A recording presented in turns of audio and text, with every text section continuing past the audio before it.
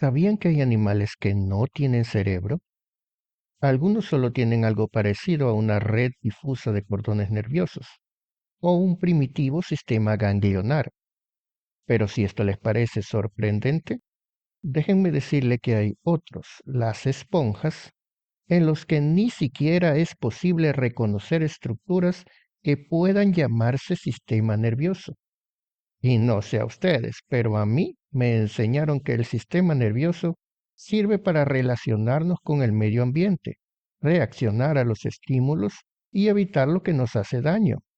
Sin embargo, estas criaturas son capaces de hacer todo eso y sobrevivir. Y ni hablar de los organismos unicelulares.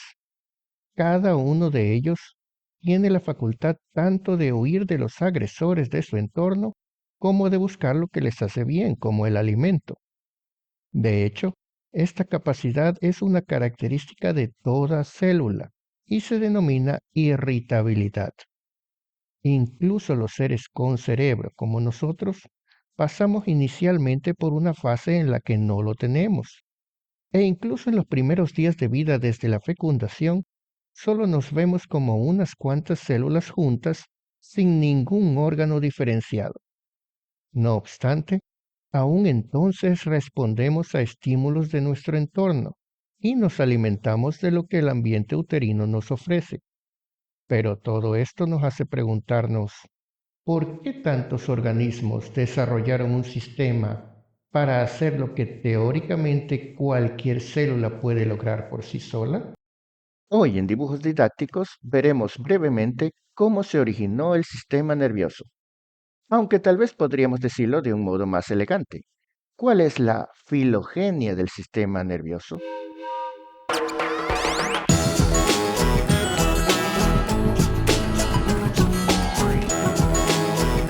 Filogenia del sistema nervioso. La palabra filogenia tiene su origen en dos raíces griegas. Filon, que significa linaje, raza o tribu, y gen, que significa producir, generar u originar. Es decir, que filogenia significa originar un linaje o dar comienzo a una tribu. La filogenia se encarga de estudiar el origen evolutivo de los organismos y su parentesco, desde los seres más simples hasta los más complejos.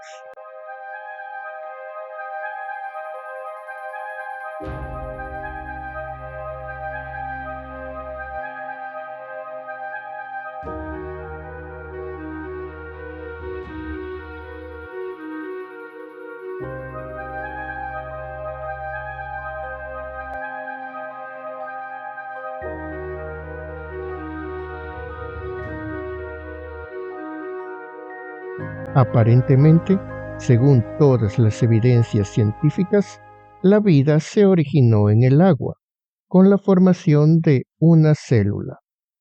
Para poder vivir, ésta tiene que tomar oxígeno y nutrientes de su medio, obtener energía para sus procesos metabólicos y eliminar los desechos al exterior.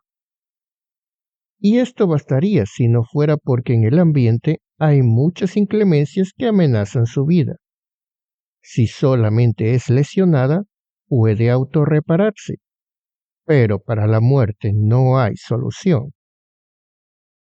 No obstante, la célula parece haber previsto ello, y por eso, antes de ser destruida, se reproduce, dando lugar a otras células que ocuparán su lugar cuando ella ya no esté.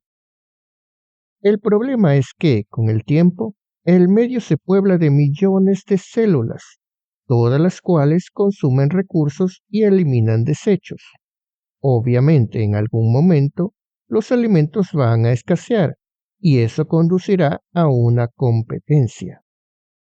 Con el fin de sobrevivir, algunas células aprenden a trabajar en equipo y de este modo se organizan en grupos cada vez más grandes, dando origen así a los organismos pluricelulares. Los mismos llegan a tener millones y millones de células y pudieron llegar a ser tan inmensos que su enorme tamaño les resultó un problema en algunas circunstancias. Pero bueno, eso es otra historia.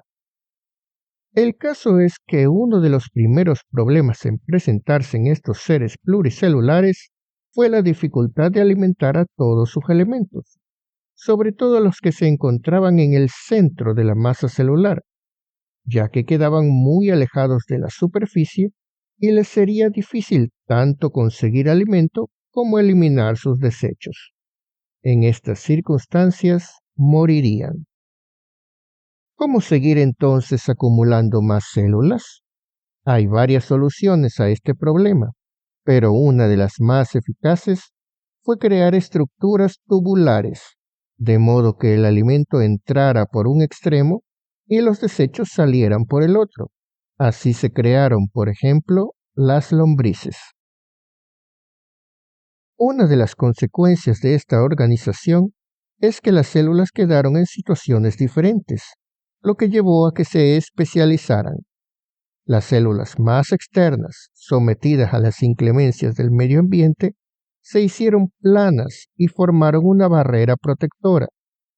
Las células intermedias se separaron, dejando espacio para transportar sustancias y formaron tejidos de sostén. Las más internas, en contacto con los alimentos, se especializaron en digerirlos y absorberlos. Y así llegó la especialización celular. Es algo similar a lo que ocurre con las sociedades humanas. Los cavernícolas inicialmente eran autosuficientes, todos hacían de todo, pero con el tiempo llegó la especialización en el trabajo. Cada uno se dedicaba a hacer aquello que se le daba mejor. Con la división de tareas, hubo la necesidad de un nuevo trabajo, organizar a los demás para que se coordinen mejor. Esto llevó a la aparición de los líderes o gobernantes. Pues bien, con las células ocurrió lo mismo. Algunas se especializaron en gobernar a las demás. Así aparecieron las neuronas. El conjunto de neuronas más otras células que las ayudan formó un sistema de gobierno que nos sirve para hacer que el organismo funcione coordinadamente, como un todo. A este sistema lo conocemos como el sistema nervioso. Y sí, así es básicamente como apareció. Espero que les haya gustado este resumen. Nos vemos en una próxima ocasión.